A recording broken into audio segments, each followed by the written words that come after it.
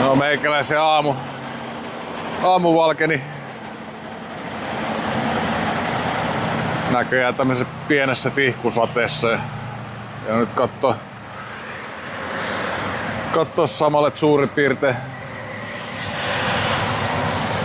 kaikki kondiksessa täällä näin. Valot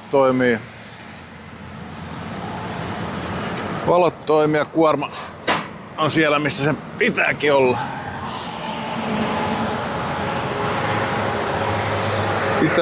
Ja noilla joutuu vähän käydä kiristelemään liinoja tässä välillä ja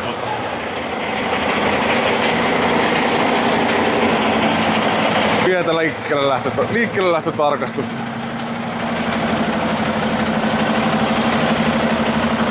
Vilkut toimii. Living the dream.